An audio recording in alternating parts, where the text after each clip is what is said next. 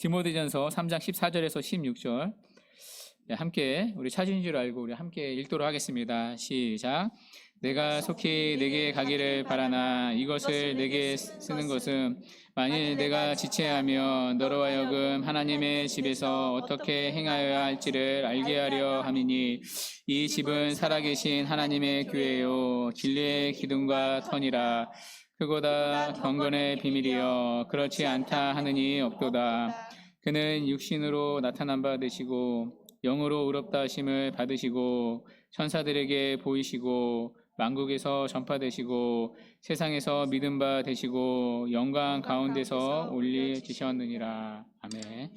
네, 오늘은 우리 교회가 세워진 지 8주년 되는 날입니다. 우리 교회를 이곳에 세우시고 지금까지 신실하게 인도해 주신 하나님께 감사와 영광을 올립니다. 우리가 많이 사용하지만 제대로 알지 못하는 용어들이 있습니다. 저는 그 중에 하나가 교회라고 생각합니다. 사람들이 주일날 우리에게 묻습니다. 어디에 가십니까? 교회 갑니다. 사람들에게 전도도 합니다. 우리 교회에 같이 다닙시다. 우리는 교회라는 용어를 많이 사용합니다. 그리고 오늘도 우리는 교회로 모였습니다. 그리고 교회 창립 8주년 감사 예배를 드리고 있습니다. 그리고 앞으로 우리는 교회로 모일 겁니다. 그리고 우리는 앞으로 교회를 함께 세울 겁니다. 자, 그러면 여러분에게 묻겠습니다. 교회는 무엇입니까? 누군가가 여러분에게 묻습니다. 교회는 어떤 곳입니까? 자, 이 질문에 여러분들은 뭐라고 답하시겠습니까? 알 것 같지만 대답하기에는 또 머리가 갑자기 복잡해지는 그런 질문 아닙니까? 자, 그에 대한 명확한 답이 오늘 본문에 나옵니다. 자, 오늘 본문은 이 디모데 전서 안에 있습니다. 디모데 전서는 노 사도인 바울이 이제 젊은 목회자인 디모데에게 보낸 편지입니다. 이때 바울은요, 우리가 지금 사도행전을 살펴보고 있는데요. 이때 바울은 3차 선교 여행이 다 끝난 이후입니다. 로마 감옥에도 들어갔다가 이제 풀려난 상태입니다. 지금 바울은 마게도냐에 있습니다. 그러니까 정확히 말하면 마게도냐의 빌립보에 있습니다. 여러분, 마게도냐 빌립보는 기억나시죠? 오늘날 이제 그리스를 말하죠. 자, 편지를 받는 디모데는 지금 에베소에 있습니다. 바울은 에베소에 있는 디모데에게 가려고 했습니다. 가서 에베소 교회를 돌아보려고 했습니다. 그런데 자꾸 지체가 되었습니다. 그래서 바울은 급하게 편지를 써서 보냈습니다. 그게 바로 디모데 전서입니다. 디모데가 있는 에베소 교회가 잘 세워지기를 바라는 마음으로 바울은 편지를 보냈습니다. 자, 그래서 15절에서 바울은요, 편지를 보내면서 이렇게 말합니다. 만일 내가 지체하면 너로 하여금 하나님의 집에서 어떻게 행해야 할지를 알게 하려 함이니. 자, 그러면서 바울은요, 교회가 어떤 곳인지를 설명합니다. 쉽게 말해 교회에 대한 핵심적인 정의를 말합니다. 자, 그게 15절에 나와 있는데요. 우리 15절은 다시 한번 읽어보도록 하겠습니다. 시작. 만일 내가 지체하면 너로 하여금 하나님의 집에서 어떻게 행하여야 할지를 알게 하려 함이니 이 집은 살아계신 하나님의 교회요 진리의 기둥과 터니라. 아멘. 여러분, 이 한 구절에 교회에 대한 세 가지 정의가 나옵니다. 자, 첫 번째 교회는 하나님의 집입니다. 자, 두 번째 교회는 살아계신 하나님의 교회입니다. 자, 세 번째 교회는 진리의 기둥과 터입니다. 자, 비록 짧은 한 절이지만 교회에 대한 핵심적인 정의가 다 들어가 있습니다. 자, 그래서 칼빈은요, 이 15절을 두고 교회에 대해 이보다 더 뛰어난 찬사는 없다고 했습니다. 자, 오늘은 이 세 가지 교회에 대한 정의를 하나씩 살펴보겠습니다. 자, 첫 번째 교회는요, 하나님의 집입니다. 자, 먼저 집이라고 말합니다. 자, 여기 집이라는 건 건물을 말하는 게 아닙니다. 집은 가족이 머무는 공간이죠. 자, 그래서 집이라고 할 때에는 그 안에는 하나님의 가족이라는 개념이 들어가 있습니다. 그러니까 교회는 하나님의 가족입니다. 예수 그리스도를 믿어 하나님을 아버지로 모시는 영적인 자녀들의 모임이 교회입니다. 자, 그래서 교회는 건물이 아니라 사람입니다. 예수를 믿는 성도들의 모임이 교회입니다. 자, 그러면 여러분, 이 건물은 무엇이죠? 정확하게 말하면 교회가 아니라 교회당, 예배당입니다. 자, 교회는 이런 건물이 아니라 그 안에 모여 있는 성도들의 모임이기 때문입니다. 자, 그래서 성경에 교회를 의미하는 헬라어 단어가 에클레시아라는 단어입니다. 이 에클레시아라는 단어의 뜻은요, 성도들의 모임이라는 뜻입니다. 그러니까 성도들의 모임이 성경이 말하는 교회입니다. 적용을 한번 해보겠습니다. 자, 우리 좋은 씨앗교회가 예배당에서 지금 예배를 드립니다. 자, 그런데 만일 어느 날 석천 호수로 가서 야외 예배를 드렸습니다. 자, 그날에 좋은 씨앗교회는 어디에 있습니까? 레이크 팰리스 상가 안에 있는 게 아니라 석천 호수에 있습니다. 교회는 성도들의 모임이기 때문이죠. 자, 그래서 이 개념을 딱 잡으셔야 합니다. 교회하며 성도들의 모임이 떠올려야 합니다. 모여있는 우리가 교회이기 때문이죠. 자, 그런데 성도들의 모임인 교회가요, 특별한 이유가 있습니다.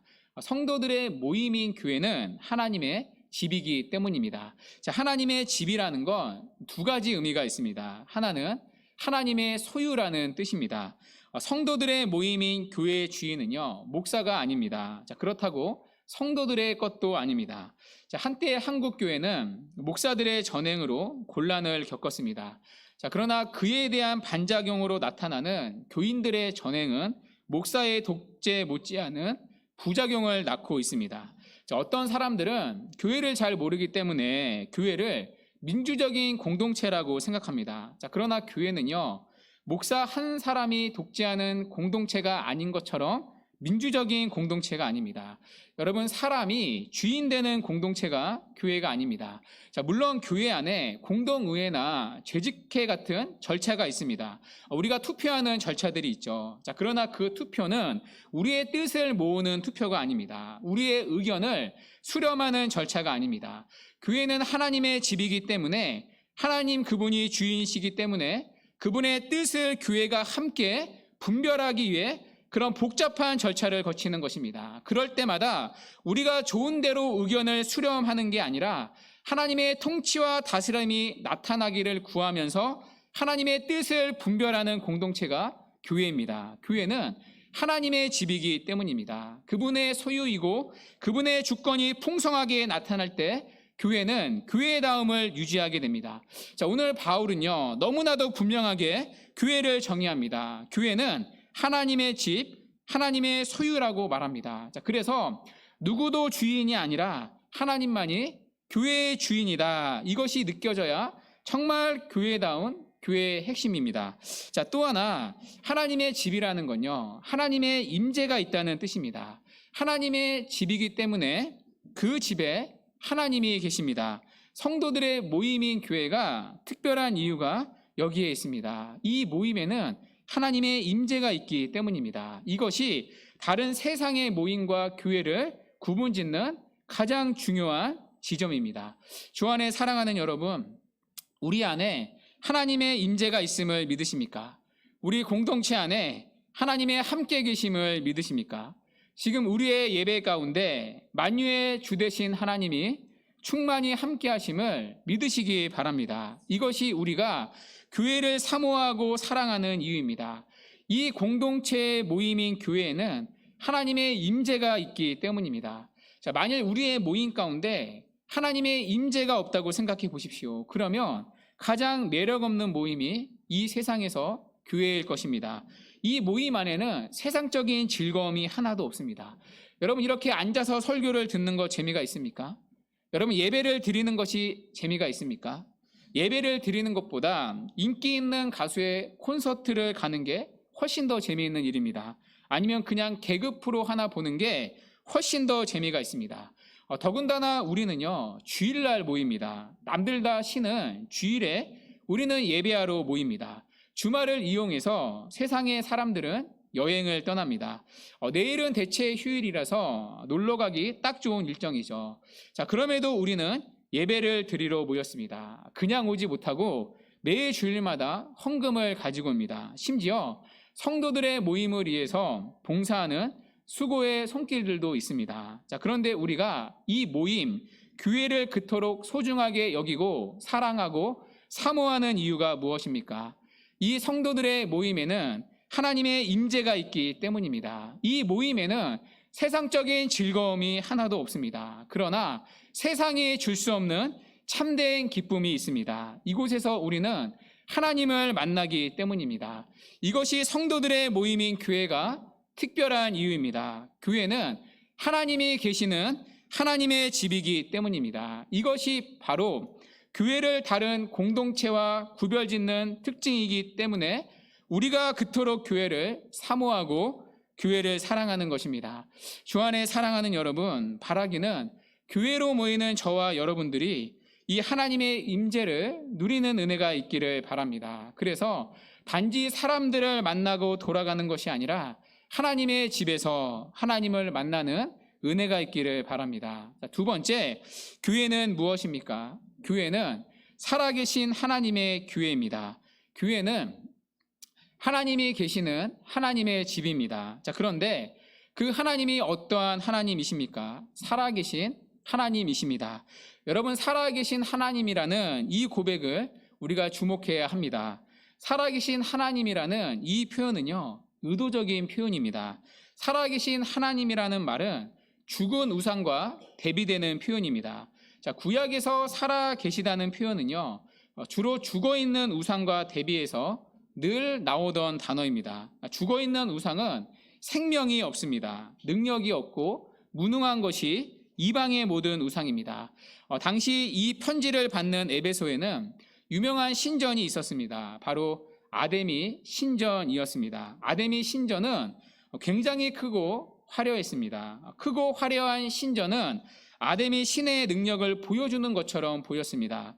그러나 아무리 신전이 크고 화려하다 할지라도 그 신은 죽은 신이며 그 장소는 공허한 장소에 불과했습니다. 그러나 교회는 살아계시는 하나님이 계시는 집입니다. 죽은 우상이 아니라 살아계시는 하나님의 임재가 있는 집입니다. 그러니 교회로 모이는 우리의 모임은 절대로 공허한 모임이 아닙니다. 반드시 여기에는 생명의 역사가 있습니다. 교회는 살아계시는 하나님의 집이기 때문에 살아계시는 하나님 때문에 살아나게 하는 생명의 공급과 생명의 역사가 있습니다. 죽은 자를 살리신 생명의 역사가 일어납니다. 여기에 교회에 소망이 있습니다. 여러분, 우리는 생명이 없는 자들이었습니다. 살아계신 하나님과 다르게 교회로 모이는 우리는 다 영적으로 죽은 자들이었습니다. 에베소서 2장 1절은 우리를 보고 우리의 시작을, 교회의 출발을 이렇게 말했습니다. 허물과 죄로 죽은 너희들이여.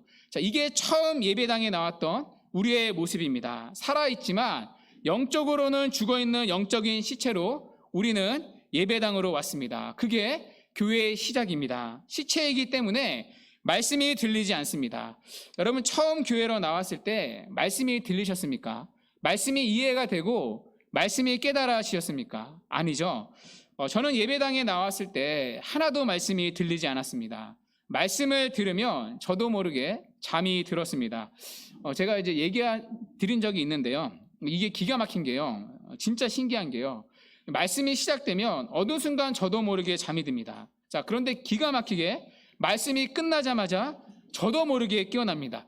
여러분, 이게 기가 막히지 않습니까? 이게 누가 옆에서 깨워준 게 아닙니다. 스스로 알아서 깨어납니다.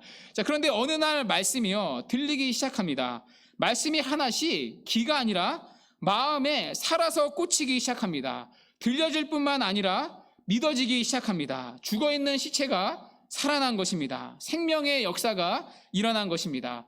제가 경험했던 그 생명의 역사가 오늘도 교회 안에서 일어나고 있습니다. 이 집은 살아계신 하나님의 교회이기 때문입니다. 여기에 교회의 소망이 있습니다.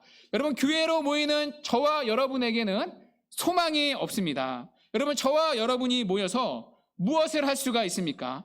우리가 다 예수를 믿으면서 경험하지만 우리는, 여러분, 다 어떤 사람입니까? 우리는 교회를 세울 만한 괜찮은 사람들이 결코 아닙니다. 여러분과 저는 여러분과 제가 생각하는 사람들보다 더 나쁘고 악한 사람들입니다. 여러분과 저는 어쩌다가 실수하는 사람들이 아닙니다. 우리는 본성 자체에서부터 부패와 악함이 켜켜이 묻어있는 사람들입니다. 그런 우리가 모여서 교회를 이룬다? 여러분, 거기에 무슨 소망이 있습니까? 우리가 겉으로는 참 이렇게 여러분 나이스해 보이지만 분위기만 딱 마련되면 언제든지 마음의 악함이 드러나는 게 저와 여러분의 모습입니다. 언제든지 우리는 실력을 발휘할 준비가 되어 있는 자들입니다. 그런데 하나님이 살아계시기 때문에 그 살아계신 하나님의 임재가 우리 공동체에 가득해서 인생의 모든 약점과 악함과 추함이 살아계신 하나님 때문에 변화되고 씻겨지고 덮여져서 건강한 교회로 세워지는 것입니다. 그래서 교회의 영광은 우리가 모였다는 게 아니라, 몇 명이 모였다는 게 아니라 살아계신 하나님의 임재에 있습니다. 이 집은 살아계신 하나님의 교회이기 때문에 교회가 교회다워지는 것입니다. 여러분, 단순히 우리가 모인다고 해서 무엇을 할 수가 있습니까? 여러분, 제가 설교를 한들 제가 전하는 설교가 누구를 변화시킬 수 있습니까? 저 하나 스스로 변화시키지 못하는 무능한 죄인인데 누가 제 설교를 듣고 변화될 수 있습니까? 그러나 변화가 일어납니다. 누군가는 예수를 믿는 믿음이 일어납니다. 그래서 누군가는 교회에 와서 세례를 받습니다. 예수의 십자가와 부활이 나를 위한 십자가와 부활로 믿어진다고 고백합니다. 성찬을 나누는데 누군가가 은혜를 받습니다. 죄를 회개하고 구속의 은혜에 감사하는 일들이 일어납니다. 낙심하는 사람들이 힘을 얻고 돌아가고 절망했던 사람들이 하나님 때문에 웃으며 돌아갑니다. 때로는 죄로부터 돌이키는 회개의 역사가 이곳에 일어납니다. 우리만의 모임이 아니라 살아계신 하나님의 집이기 때문에 살아계신 하나님의 집안에는 생명의 역사가 일어납니다. 이 집에서 예배를 받으시고 우리의 기도를 들으시는 하나님은 죽은 우상이 아니라 살아계신 하나님이시기 때문에 예배 가운데 생명을 주십니다. 말씀으로 죽은 심령을 일으켜 주시고 찬양하는 가운데 마음을 위로해 주십니다. 세례와 성찬을 통해서는 우리의 믿음을 강화시켜 주십니다. 교회로 모일 때마다 생명의 역사가 있습니다. 설교를 통해서는 지금 오늘 이곳에서 나에게 말씀하시는 살아계신 하나님의 음성을 생생히 듣게 하십니다. 우리가 기도할 때에는 우리의 기도를 들으시고 마음의 평안을 주시고 믿음으로 살도록 붙들어 주십니다. 그 살아계신 하나님과 살아있는 인격적인 교제가 일어나는 곳, 그래서 그분의 생명을 얻고 그 생명을 풍성히 누리는 살아있는 공동체, 이 땅의 유일한 생명의 공동체가 모임이 바로 교회입니다. 여기에 교회의 소망이 있습니다. 살아계신 하나님의 집이기 때문에 교회는 죽은 상태로 머물지 않습니다. 살아계신 하나님의 집이기 때문에 살아계신 하나님이 주시는 생명의 역사가, 일으키심의 역사가, 살아남의 역사가 있습니다. 목마른 자들을 오라고 부르시는 하나님은 살아계시는 하나님이시기 때문에 우리의 목마름을 해결해 주시고, 수고하고 무거운 짐진 자들아 내게로 오라고 부르시는 하나님은 살아계신 하나님이시기 때문에 우리에게 참된 안식을 주시고, 죄인을 부르러 오시는 하나님은 살아계신 하나님이시기 때문에 죄로부터 참된 자유와 구원과 생명을 주십니다. 살아계신 하나님의 집이기 때문에 우리의 모임에는 반드시 생명의 역사, 살아있음의 역사, 살아남의 역사가 일어납니다. 그래서 우리는 그토록 교회를 사모하고 사랑하는 것입니다. 교회가 그토록 그리운 것입니다. 교회가 그토록 가고 싶은 것입니다. 이 집은, 성도들의 모임인 교회는 살아계신 하나님의 집이기 때문입니다. 주 안에 사랑하는 여러분, 우리 교회가 살아계신 하나님의 집이라는 사실을 믿으시기 바랍니다. 그리고 이 살아계신 하나님이 주시는 생명의 역사가 우리 가운데 충만히 있기를 바랍니다. 그래서 교회로 모일 때마다 과연 이 집은 살아계신 하나님의 교회로구나, 이 교회론적 고백이 우리의 경험으로 확인되고 고백되는 은혜가 있기를 바랍니다. 자, 마지막 세 번째, 교회는 어떠한 곳입니까? 교회는 진리의 기둥과 터입니다. 여러분, 왜 바울이 교회를 말하면서 기둥과 터라고 말했을까요? 여러분, 이 디모데서는 누구에게 보낸 편지였죠? 에베소에 있는 디모데에게 보낸 편지입니다. 자, 에베소에는 큰 신전이 있습니다. 바로 아데미 신전이었는데요. 사진 한번 보여주시겠어요? 자, 이게 바로 아데미 신전입니다. 이게 지금 신전의 모형인데, 우리가 지금 이제 에베소를 이제 그 사도행전에서 이제 살펴보기 시작을 했는데요. 그때 구체적으로 이 도시를 살펴보도록 하겠습니다. 이 신전의 규모가 엄청나게 거대했다고 합니다. 그래서 이 세계 7대 불가 사의 중에 하나라고 합니다. 오늘날에는 다 허물어져서 이제 터와 기둥만 몇 개가 남아 있습니다. 자, 그런데 이 기둥이요, 굉장히 많죠. 기둥이 무려 127개나 되었다고 합니다. 자, 그런데 여러분, 이 기둥과 터가 있는 이유가 무엇이죠? 자, 기둥과 터의 역할은요, 신전을 떠받치는 역할입니다. 그러니까 기둥과 터 자체가 목적이 아닙니다. 기둥과 터는요, 신전을 떠받치고 신전을 드러나게 하는 수단에 불과합니다. 사진을 꺼주셔도 됩니다. 자, 그런데 바울은요, 교회를요, 기둥과 터라고 말합니다. 그러니까 교회 자체가 목적이 아니라는 것입니다. 교회는 무언가를 드러내 보이고 무언가를 떠받치는 기둥과 터라는 것입니다. 자, 그러면 교회가 떠받치고 드러내어 보이려는 그 무언가가 무엇이죠? 바로 진리라는 것입니다. 자, 이때 진리는요, 두 가지를 말합니다. 하나는 기록된 하나님의 말씀, 성경이 진리입니다. 자, 또 하나는 16절에 나오는데요, 예수 그리스도가 진리입니다. 이 두 가지가 진리입니다. 자, 그런데 교회는 진리의 기둥과 터라고 말합니다. 교회는 이 진리를 떠받치고 드러내는 기둥과 터라는 것입니다. 자, 그러니까 교회는요, 뭐 때문에 존재하는 것입니까? 진리를 위해서 존재한다는 것입니다. 교회를 위해 진리가 존재하는 게 아니라 진리를 위해 교회가 존재하는 겁니다.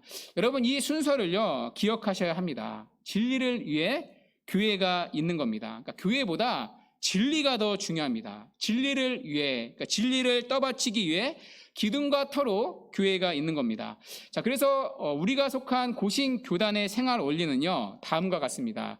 하나님 중심, 말씀 중심, 교회 중심. 여러분, 순서를 유념해 보십시오. 하나님 중심, 말씀 중심, 교회 중심입니다. 그러니까 교회보다 앞서는 게 말씀, 진리입니다. 여러분, 우리가 착각하는 게 무엇이죠? 우리는 진리보다 교회가 더 중요하다고 생각합니다. 진리를 훼손하면서까지도 교회를 세우려고 합니다. 많은 사람들이 하는 말들이 있습니다. 하나님의 말씀은 말씀이고 교회는 말씀대로 할 수 없는 것 아닙니까?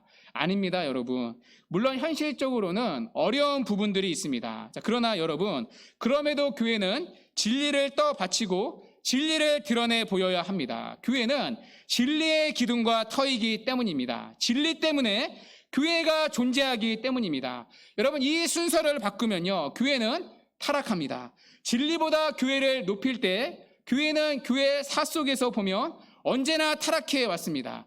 여러분, 세습하는 교회들을 보십시오. 저는 개인적으로 모든 세습이 다 나쁘다고 보지는 않습니다. 그러니까 조건적으로 세습을 찬성하는 사람입니다. 시골의 작은 교회들 경우에는 이 목회자들이 없습니다. 그런 교회들은 아들이 물려받아야 목회가 가능한 곳들입니다. 그런 교회들에 한해서는 세습 찬성론자입니다. 그러나 대형교회 같은 경우에는 저는 조금 다른 시선을 가지고 있습니다. 자, 그런데 세습을 하는 대형교회들이 하나같이 하는 말들이 있습니다. 교회를 위해서는 어쩔 수 없는 선택이었다고 말합니다. 교회를 위해서라는 말이 이럴 때 이렇게 무서운 말이 됩니다. 교회를 위해서라면 하나님의 말씀도 교단의 헌법도 뒤로 합니다. 하나님의 말씀보다 교회를 앞에다 둘 때 교회는 반드시 타락할 수밖에 없습니다. 여러분, 교회 자체가요, 우상이 되면 안 됩니다. 여러분은 교회는 그 자체가 목적이 아니라 진리의 기둥과 터입니다. 교회는 진리를 떠받치기 위해 존재하는 곳입니다. 진리를 떠받치지 않는 것은요, 교회가 아닙니다. 진리보다 다른 어떤 것을 떠받치는 건 교회가 아닙니다. 어떤 교회들은 핵심 가치가 교회의 성장에 있습니다. 진리보다 교회의 성장을 더 떠받칩니다.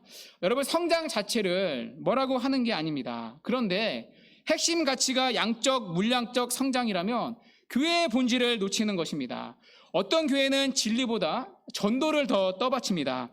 여러분, 전도도 중요합니다. 자, 그런데 전도도 죄인을 부르시는 하나님의 사랑의 마음으로 하는 게 아니라 전도하면 교회가 커진다는 마음으로 하면 안 됩니다. 전도가 교회 성장의 도구로 전락할 때 그 전도는 타락한 전도가 됩니다. 여러분, 설교도 마찬가지죠. 마틴 로이드 존스 목사님은 이런 말씀을 하셨습니다. 목사는 예배당에 사람들을 불러 모으기 위해 설교하는 것이 아니라 그들을 지옥에서 구원하기 위해 설교하는 것이다. 자, 그러나 오늘날 설교마저도 사람들을 불러 모으기 위한 수단이 되어가고 있습니다. 지옥에서 구하는 설교가 아닙니다. 죄에 대한 설교, 회개에 대한 설교, 심판에 대한 설교, 지옥에 대한 설교가 갈수록 찾아보기 힘듭니다. 진리를 떠받치는 게 아닙니다. 그건 교회의 본질을 잃어버리는 것입니다. 여러분, 우리 교회가 선교도 해야 합니다. 앞으로 전도도 해야 하고요. 또 구제도 계속 해야 합니다. 자, 그러나 그게 중심이 되면요, 사회단체나 다를 바가 없습니다. 교회의 가장 핵심 축은 진리를 떠받치는 것입니다. 교회는 진리의 기둥과 터이기 때문입니다. 이게 교회의 이 땅의 사명입니다. 교회는 진리를 수호해야 할 책임이 있습니다. 교회는 진리를 진리 그대로 전해야 할 책임이 있습니다. 진리가 드러나 보이도록 해야 할 책임이 있습니다. 만일 우리 교회가 참된 교회라면 이것이 드러나야 합니다. 좋은 씨앗 교회는 정말 말씀을 있는 그대로 전하는 교회이다. 좋은 씨앗 교회를 가면 진리를 진리 그대로 들을 수 있는 교회이다. 그리고 성도들이 말씀을 있는 그대로 살아내는 교회이다. 그리고 정말 말씀대로 하는 교회이다. 이 소리를 들어야 합니다. 그리고 우리가 물려줘야 할 교회가 바로 이런 진리의 기둥과 터가 되는 교회입니다. 여러분, 왜 우리 교회가 교리를 가르칩니까? 왜 제가 고집스럽게 그렇게 교리를 가르칩니까? 교회는 진리의 기둥과 터이기 때문입니다. 교리를 알아야 바른 진리를 배우기 때문입니다. 교리를 배워야 진리를 분별할 수 있기 때문입니다. 교리를 배워야 교회가 지켜야 할 진리가 무엇인지를 알고 그 진리를 딱 붙들고 수호할 수 있기 때문입니다. 교리를 배워야 여러분의 신앙을 진리 위에 세울 수 있기 때문입니다. 교리를 배워야 자녀들에게도 바른 진리가 전해질 수 있기 때문입니다. 교리를 배워야 교회를 진리의 기둥과 터로 세울 수가 있습니다. 주 안에 사랑하는 여러분, 오늘날 이 시대를 보십시오. 오늘날 정말 교회가 진리의 기둥과 터의 역할을 잘 감당하고 있습니까? 오늘날 교회들이 진리를 진리 그대로 전하고 있습니까? 제가 부모님을 이제 교회에 전도하려고 이제 어머님이 이제 교회에 나가신다고 하셔서 집 앞 교회들을 한 12년 전인가요? 13년 전에 집 앞 교회들을 하나씩 방문했던 적이 있습니다. 그때 참 마음이 힘들었습니다. 모시고 갈 만한 교회들이 없었기 때문입니다. 바른 교리를 가르치고 읽은 본문을 가지고 바르게 풀어주는 교회들은 참 찾기가 어려웠습니다. 반대로 여러분들은 어떠십니까? 여러분들은 정말 진리를 진리 그대로 전하고 가르치는 교회를 기뻐하고 계십니까? 손재익 목사님이 쓰신 설교 어떻게 들을 것인가 라는 책에 보면 이런 내용이 있습니다. 많은 이들이 회중을 대표해서 기도할 때 이렇게 기도한다고 합니다. 오늘 우리 목사님이 설교할 때 하나님의 말씀만을 전하게 하옵시고, 자, 그러나 정작 하나님의 말씀만 선포되는 설교를 드린 뒤의 반응은 이렇다고 합니다. 우리 목사님은 설교 시간에 하나님 말씀만 이야기하고 다른 이야기는 없어. 나는 그게 제일 불만이야. 여러분, 이게 꼭 책에 나오는 분들의 이야기가 아니라 오늘날 교회의 모습은 아닙니까? 하나님의 말씀을 순수하게 증거하는 사람들은 외면을 당합니다. 오히려 사람들의 길을 즐겁게 해주는 편안한 설교들이, 재미있는 설교들이 오늘날은 훨씬 더 인기가 많습니다. 사람들의 욕망을 부추겨주고 긍정해주는 설교들이 인기가 많습니다. 자, 그런데요, 사실 이러한 모습이요, 아주 오래전부터 있었던 모습입니다. 교회가 타락할 때 이러한 모습이 늘 나타납니다. 자, 그걸 우리가 에레미야서에서 확인할 수 있습니다. 에레미야서 5장 30절에서 31절 말씀인데요. 우리 함께 한번 이 구절은 읽도록 하겠습니다. 시작. 이 땅에 무섭고 놀라운 일이 있도다. 선지자들은 거짓을 예언하며 양들은 자기 권력으로 다스리며 내 백성은 그것을 좋게 여기니 마지막에는 너희가 어찌하려느냐. 아멘. 여러분, 에레미야 시대에 하나님의 마음을 아는 선지자였죠. 에레미야 시대에 참으로 기이하고 놀라운 일이 있었습니다. 이 땅에 무섭고 놀라운 일이 있었습니다. 여러분, 그 무섭고 놀라운 일이 무엇이죠? 선지자들이 거짓 예언을 말한다는 것입니다. 오늘날로 말하면 거짓 복음, 유사 복음, 기복주의 신앙이나 번영 신학, 율법주의적인 신앙을 가르친다는 것입니다. 자, 그런데 사람들의 반응이 무엇이죠? 내 백성은 그것을 좋게 여긴다고 말합니다. 여러분, 이 무섭고 놀라운 일들이 오늘날 일어나고 있지는 않습니까? 진리를 드러내고 떠받쳐야 할 교회들이 정말 진리의 기둥과 터가 되고 있습니까? 주 안에 사랑하는 여러분, 그렇다면 저와 여러분들의 역할은 더욱 분명합니다. 교회를 진리의 기둥과 터로 세우는 일입니다. 이 안에서 함께 예배를 드리고 교제를 하지만 진리를 드러내고 진리를 떠받치는 것입니다. 자, 그러기 위해 제가 할 수 있는 최고의 사역은요, 진리를 있는 그대로 선포하는 것입니다. 자, 이런 면에서 저는 여러분들과 끝까지 불편할 수밖에 없는 사람입니다. 제가 강단에 서는 한 저는 하나님의 편에 서 있는 사람입니다. 저는 여러분 편이 아닙니다. 저는 하나님의 편에서 하나님의 말씀을 전해야 하는 사람입니다. 여러분들이 듣기를 바라고 여러분들이 좋아하는 소리를 해줄 수 없는 사람입니다. 사실 목회자로서 가장 힘든 부분이 저는 여기에 있습니다. 저는 개인적으로 싫은 소리를 잘 하지 못합니다. 저는 되도록이면 좋은 게 좋은 거다 하고 눈 감고 사는 사람입니다. 자, 그런데 강단에서는 그렇게 할 수가 없습니다. 여러분, 저도 압니다. 어떤 설교를 하면 불편해할 것을 압니다. 그러나 불편한 소리라 할지라도 하나님의 말씀이라면 전해야 합니다. 저는 하나님의 말씀을 있는 그대로 전해야 하는 말씀의 종으로 부르심을 받았기 때문입니다. 말씀을 전하면서 속이 시원하다, 여러분, 그렇지 않습니다. 누구보다 불편하고 때로는 피하고 싶습니다. 그러나 할 수밖에 없습니다.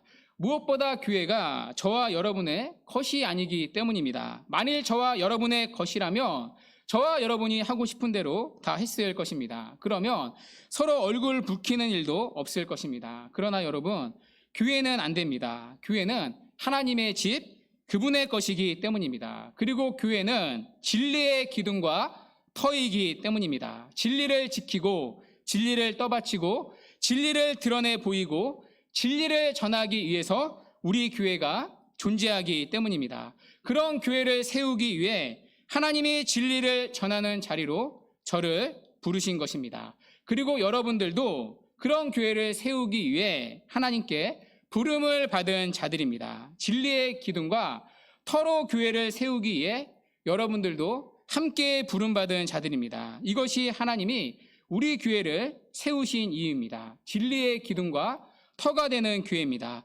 바라기는 우리 교회가 진리의 기둥과 터가 되는 교회가 되기를 바랍니다. 그래서 좋은 씨앗 교회는 정말 말씀을 있는 그대로 선포하는 교회이다. 좋은 씨앗 교회를 가면 진리를 진리 그대로 들을 수 있는 교회이다. 그리고 성도들이 말씀을 있는 그대로 살아내려고 몸부림치는 교회이다. 그리고 정말 말씀대로 하려고 발버둥 치는 교회이다. 진리를 떠받치고 진리를 드러내 보이는 우리 교회가 되기를 바랍니다. 주 안에 사랑하는 여러분, 말씀을 맺도록 하겠습니다.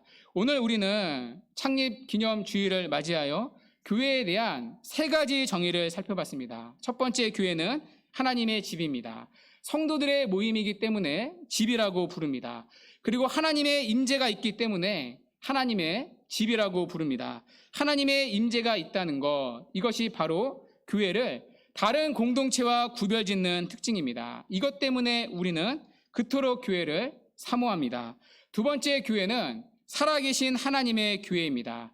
살아계신 하나님의 집이기 때문에 우리의 모임에는 반드시 생명의 역사, 살아있음의 역사, 살아남의 역사가 일어납니다. 그래서 우리는 그토록 교회를 사모하고 사랑하는 것입니다. 바라기는 이 살아계신 하나님이 주시는 생명의 역사가 우리 가운데 충만히 있기를 바랍니다. 마지막 3번째, 교회는 진리의 기둥과 터입니다. 진리를 떠받치고 진리를 수호하고 진리를 드러내 보이기 위해서 우리 교회가 세워진 것입니다. 바라기는 우리 좋은 씨앗교회가 첫 번째, 이 집은 하나님의 집이요. 두 번째, 살아계신 하나님의 교회요. 세 번째, 진리의 기둥과 터니라. 이 세 가지 교회에 대한 정의 위에 더 굳건히 세워지는 은혜가 있기를 주님의 이름으로 간절히 축원합니다. 아멘.